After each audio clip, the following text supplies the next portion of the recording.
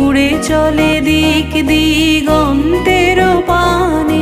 নিঃসীম শূন্যে শ্রাবণ বর্ষণ